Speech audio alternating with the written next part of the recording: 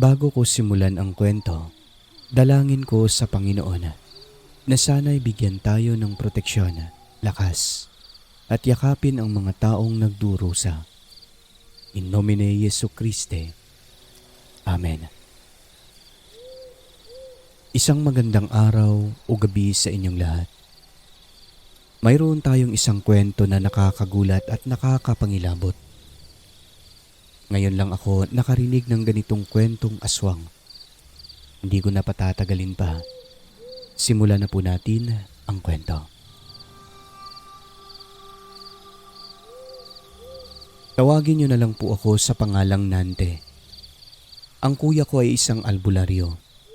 Ang abilidad na ito ay namana pa sa aming lolo na isang kilalang albularyo noong panahon niya, dekada 60. Bukod sa pagiging albularyo, minamana rin po ang pagiging mambabarang at yung mga aswang. Totoo po ito. At saksing buhay ako kung paano nahuli ng kapatid ko ang grupo ng mambabarang na puro mga ungo sa probinsya ng Cebu. At nga pala, hindi ko na po babanggitin sa inyo ang eksaktong lokasyon bilang pagbibigay respeto sa mga taong naninirahan.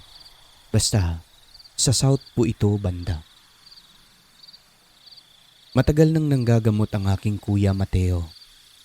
Hindi man kasing dami ng pasyente sa panahon nila lolo. Dahil na rin sa naglipanan na ang mga albularyo na ang iba ay huwad. Ngunit si Kuya Mateo ay marami pong napagaling. Totoo po iyan. Hindi basta-basta ang kanyang abilidad sa larangan ng panggagamot espiritual. Dahil kung ano-ano po ang kanyang karanasan at kaengkwentro. Lahat mga itim na nilalang. Kaya sa pagdaan ng panahon unti-unting dumarami ang kanyang pasyente lalo pat hindi siya humihingi ng bayad. Ang sa kanya ay mula sa puso na pagtulong sa kapwa. Wala po iyong kapalit kagaya ng iba na may involved na pera. Meron lang po siyang donation box at nasa sa pasyente na kung magdo-donate sila o hindi. Kaya nga kahit ilang dekada na siyang nanggagamot, hindi siya yumayaman. Dahil ang sa kanya po, pagtulong sa kapwa, bukal sa kanyang kalooban. Dahil ang tunay na kayamanan, hindi matatagpuan dito sa mundong ibabaw. Wala po sa material na bagay, kundi nasa langit po kasama ang ating Panginoon, na siyang may likha sa lahat. Alam kong maraming tao ang hindi maniniwala sa kababalaghan o hindi naniniwala. Alam kong may mga taong hindi naniniwala na may Diyos. Alam kong may mga tao na hindi naniniwala na may langit at impyerno. Alam kong may mga taong hindi naniniwala na may mga anghel na binagsak sa lupa na naging kampo ng kadiliman dito sa ating mundo. At alam ko po na may mga taong hindi si Jesus at Diyos Ama ang kinikilalang Panginoon kundi ang demonyo. Hindi po ito sariling opinyon, kundi paniniwala po talaga. At isa sa nakapagpatunay sa amin na totoo ang mga ito dahil sa pagiging albularyo ng kapatid ko at dahil sa isang grupo ng mga aswang na mambabarang na nahuli ni Kuya Mateo sa katauhan ng pasyente niyang si Marlene. Si Marlene ay pasyente ni Kuya Mateo na dumating sa aming baryo. Nagmula siya sa Cebu. Nagmamakaawa, nagpapatulong dahil marami na umano silang nilapitan na albularyo. Ngunit hindi pa rin gumagaling. Nakarating na siya sa Kalakhang, Maynila. Pero ganun pa rin, nabigo sila. Halos inubos ang kanilang pera dahil sa mga anting-anting na binenta sa kanila ng mga albularyong huwad. Na ang totoo, papel lang ang laman. Kitang-kita ko yun nang binuksan ni Kuya Mateo ang mga anting-anting daw na binenta kay Marlene. Lahat po ay peke na nagkakahalaga pa ng 5,000. Sa totoo lang, noong mga panahon na iyon, dekada 90, malaki na po ang 1,000. Mahirap hanapin ang 5,000 halaga. Maraming iniindang sakit sa katawan si Marlene. At ang natuklasan ni Kuya, kahit hindi pa niya sinasabi, si Marlene ay isang aswang. Pinaamin siya ni Kuya. Pinakwento kung ano talaga ang nangyari sa kanya. Ang edad ni Marlene ng mga panahon na yon hindi bababa sa 50 anyos. Ayon sa kanyang kwento, mahilig siya gumala kung saan. Mahilig magdisko, mamiesta, at wala siyang panahon sa simbahan o relihiyon. Hindi interesado sa Panginoon. Pero hindi naman siya masamang tao dahil wala naman siyang inaapakan. Katunayan kahit ganun siya, ay mayroon po siyang maraming kaibigan. Ang kulang lang sa kanya ay ang pananampalataya na magiging puder po natin o harang sa mga masasama. Nanay niya ang umamin na aswang na si Marlene. Hinawaan daw ito noong minsang namyesta sa katabing barangay lang. Idinaan daw sa pagkain ng paghawa sa kanya. Dito nag-umpisa ang mga kakaiba niyang nararamdaman sa katawan. At napapansin niyang meron ng bumibisita sa kanya, palaging dumadapo sa kanilang bubong tuwing gabi. Minsan, nasa mga puno lang ito sa paligid. Unang sintomas ay hindi makatulog, nawala ng ganang kumain. At bukod doon, ayon kay Marlene, parang may nakabara sa kanyang lalamunan na hindi niya mawari kung ano. At gabi ito nararamdaman. Kumbaga, may oras po kung sumpungin. Noong ipina-check up nila ito ay wala naman makitang mali ang doktor. Hanggang sa lumala po ito ng lumala. Dumating sa puntong umaalis na siya ng bahay ng hating gabi na hindi man lang napapansin ng mga kasamahan niya sa bahay. Kung minsan naman, nadadatnan niya ang kanyang sarili na nasa ibabaw ng punong kahoy o kaya'y sa bubong ng kanilang kubo. Mayroon kasi silang kubo roon na may punong kahoy sa gilid. Sa punong kahoy siya dumadaan papunta sa bubong. At nung mapansin ito ng kanyang pamilya, ay agad nagduda ang mga ito na hindi ordinaryong sakit ang nararamdaman ni Marlene dahil wala naman makita ang doktor. Normal lahat ng laboratorio niya.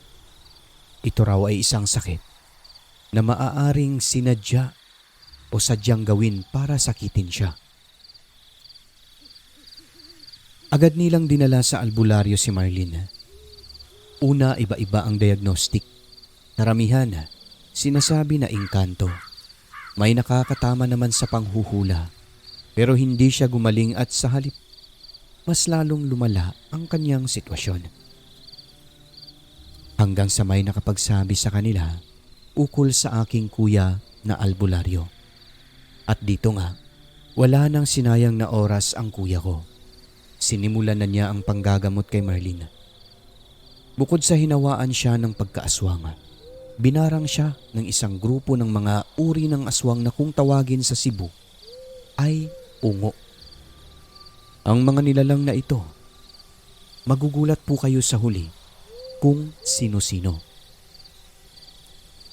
Sa tulong ng gabay at mga kaalamang espiritual ni Kuya Mateo, agad niyang nahuli ang mga salarin na gumagawa kay Marlene. Bigla na lang nag-iba ang boses at tuno ng pananalita nito noong pinasanib na ni Kuya ang mga kaluluwa ng grupong ito. Unang pumasok ay 4 lamang dahil ang iba hindi sumusunod dahil ayon kay Kuya, nakikiliti lamang daw sa kanyang mga orasyon na binato. Ngunit nung ginamitan na niya ng mga matinding Latin, dito na nagsisigawan ang lahat at walang nagawa kundi sumanib sa katawan ni Marlene. Unang kinausap ni Kuya ay ang isang babaeng ungo. Ito ang pinaka-leader ng grupo na humawa at gumagawa sa kanya. Nagsalita si Kuya, ang sabi niya, mag-uusap lang daw sila bago niya pakakawalan ang mga ito.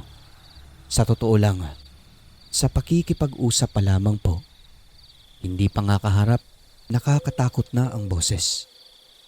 Inilalabas ni Marlene ang kanyang dila at habang nakasanib sa kanya ang mga ito, napansin naming humaba talaga ang kanyang dila. Hindi na normal. Pero hindi naman masyadong mahaba, sakto lang. Naaabot sa dibdib. Ayon sa nanay nito, hindi naman daw ganon ang dila ng anak niya. Gumaganon lang daw kapag sinasaniban ito. Sabi ng kapatid ko, epekto ng pagsanib sa kanya yun ng mga ungo na pinasanib niya. Maraming kahindik-hindik na sinabi ang mga aswang. Ayon sa kanya, yung mga taong missing daw at kalabera na lang na matagpuan sa mga liblib at masusukal na bahagi. Sila raw ang may kagagawa na kinakain daw nila. Ang kalimitang biktima, buntis, bata at matanda. Pero ang pinakapaborito nila ay buntis. Totoo nga ang mga kwento-kwento na naririnig natin sa matatanda noong panahon na gusto ng mga aswang ang buntis. Dahil mula mismo sa bibig ni Marlene kung saan nakasanib ang mga demonyo.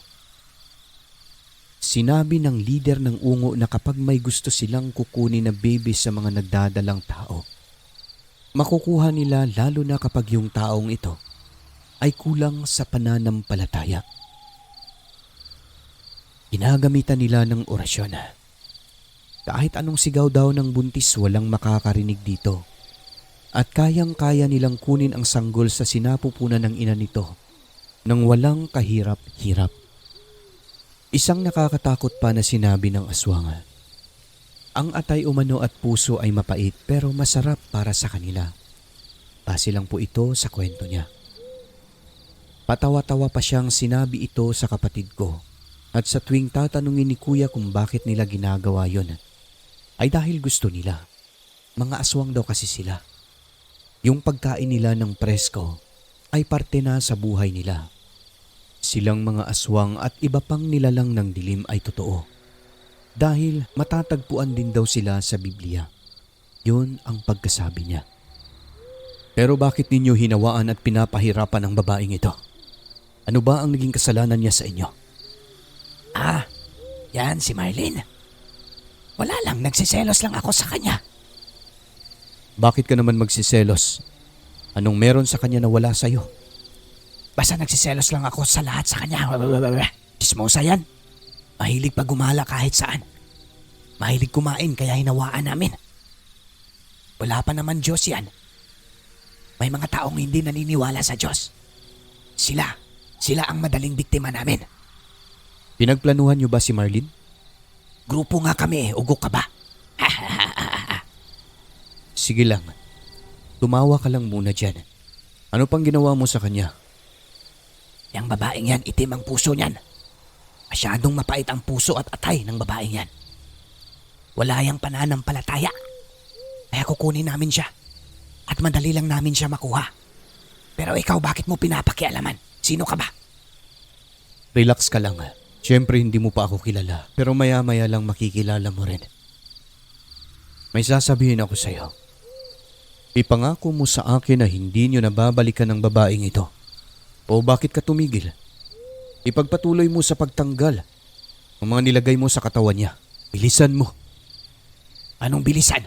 Marami ang iniligay namin dito. Marami kami, grupo. Kaya maghintay ka. Basta dalian mo. Mag-uusap lang muna tayo habang tinatanggal mo ang mga pinaglalagay ninyo sa babaeng ito. Paano nyo hinawaan si Marlene? Pinadaan namin sa pagkain noong fiesta. O sige, uulitin ko. Huwag nyo na siyang balikan, baka may tsansa ko pa kayong pakawalan. Yan ang hindi. Hindi na pwede yung sinasabi mo. Ayaw mo. Hindi nga pwede. Grupo kami. Hindi pwede, markado na sa amin yan. Kukunin namin siya. Sagot ng babae na halos magwawala pa ito at tumatawa na lang bigla. Sa puntong ito ay pinahirapan na ni Kuya Mateo. Minsan, may maririnig tayong sinasabi nila na ang albularyo daw ay sakop ng kadiliman. Pero mula mismo sa bibig, ng pinasanib ni Kuya ng mga aswang kay Marlene. Si Kuya Mateo daw ay iba sa lahat. Siya raw ay kakampi ng Diyos na tumutulong sa mga tao.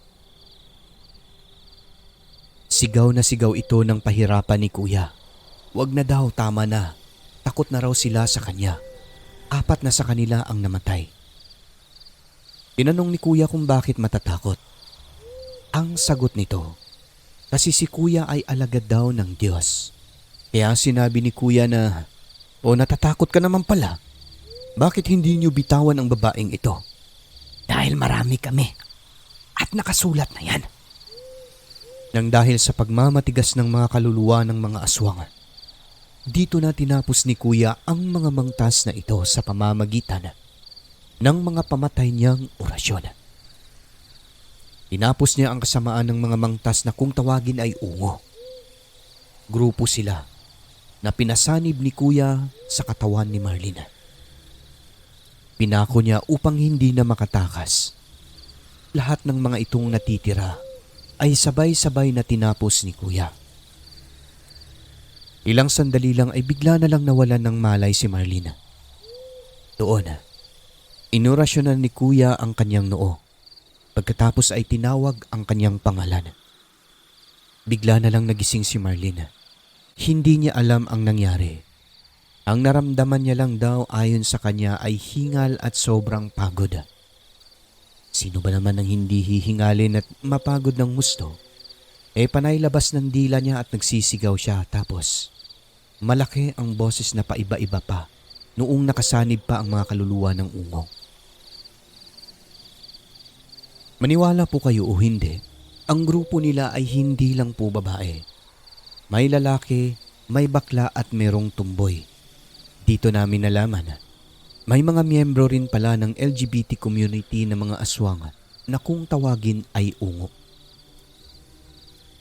At yun nga po, pagkagising ni Marlene, ilang sandali lang ay sumuka siya ng sumuka ng napakalapot na laway na buong buo. Sabi ni Kuya, yun na daw yung pinakain sa kanya na pampahawa. Yun yung nakabara sa kanyang lalamunan. Na kung hindi naagapan, maaaring tuluyang naging aswang na si Marlene.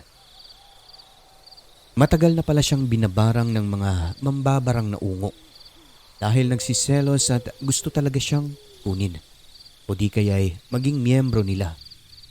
Pagkat si Marlene ay walang interes sa simbahan at sa ating Panginoon na may likha sa lahat. Ang inaatupag niya, gala at kung ano-ano pang bisyo. Matapos makasuka ay naging mabuti na ang kanyang pakiramdam. Pinayuhan siya ni Kuya Mateo. Nabaguhin na ang kanyang sarili. Bumalik sa Diyos at tanggapin ang sakramento. Humingi ng tawad sa kanyang mga kasalanan. Hindi makapaniwala si Marlene na bumuti agad ang kanyang pakiramdam noon. Hindi kagaya ng dati na parang meron siyang pinapasan sa kanyang likod kahit na galing na siya sa mga albularyo. At may mga kirot rin siyang nararamdaman sa kanyang katawan. Kaya naman, labis ang kanyang pasalamat sa aking kapatid. Nang dahil sa may mga ibang pasyente noon na naghihintay, lahat sila nasilayan ang kakaibang inkwentro na yon. At sa tagal ng gamutan kay Marlene ng araw na yon, inabutan sila ng tanghali. Ang iba kumain na lang ng mga dala nilang pagkain. Pero nasaksihan nilang lahat kung paano ni Kuya pinagaling si Marlene, na isang pasyenteng binarang at hinawaan ng mga grupo ng mga aswang. Karamihan sa mga pasyenteng naroroon ay mga taga Cebu lang din. Maaaring isa sa nakikinig dito ay saksi sa panggagamot na iyon ni Kuya. At yun nga po, mabalik tayo sa kwento. Makalipas lamang ang ilang araw noon, bumalik si Marlene na maayos na ang kalagayan. Maganda na ang kanyang mukha, hindi kagaya ng dati. Ang sabi niya sa amin, may mga kahina-hinala siyang natuklasan. Paano po kasi? May mga tao raw sa kabilang barangay na sabay-sabay bigla na lang namatay. ang isa kapitbahay niyang babae. Ang babaeng ito, nabanggit ang pangalan sa kuya ko noong kasagsagan ng gamutan. At lahat po sila magkakaibigan. Ayon kay Marlene, may kutob siyang ang mga ito ang naghawa sa kanya at nagbarang. Kasi ang mga background daw ng mga ito ay may minana na abilidad sa kani-kanilang mga ninuno. Isa na rito ay ang talamak na ginagawa magpasa hanggang ngayon. Ang pambabarang na talaga namang tanyag kahit saang lugar sa Pilipinas. Ang pagiging ungo, minamana kasi yun, ayon sa aking kuya. Sa mga sinabi ni Marlene ay tumango na lamang ang aking kuya pero isang tangong hindi naman po pagsasang-ayon sa mga sinabi ni Marlene. Pinayuhan niya yung babae. Tumahimik na lang daw sa kung anuman ang mapapansin niya kasi maaaring ang mga tumira sa kanya, karamihan ay kilala lang. Sabi kasi ni Marlene, noong dumalo raw siya sa fiesta, nandun din daw yung mga namatay na tomboy, bakla at yung kapitbahay nilang isang babae. Tama po ang narinig ninyo. Ang tatlo pong ito ay bigla na lang din daw namatay.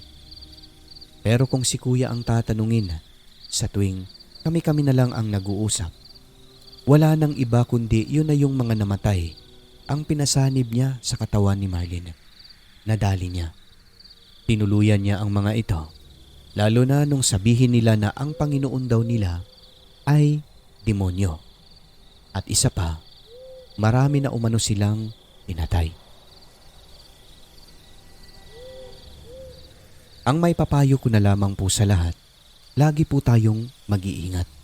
Kung minsan, kung sino pa yung tinuring nating kaibigan, sila pa ang papatay sa inyo. Ang mga kaibigan ni Marlene mismo ang gustong pumatay sa kanya ayon mismo kay kuya. Mga kaibigang, mga bagong salta lamang. Ang dahilan simple lang, selos at ang isa pa, kulang sa pananampalataya. Yan ang pinakapaborito ng mga mambabarang at mga aswang na biktimahin.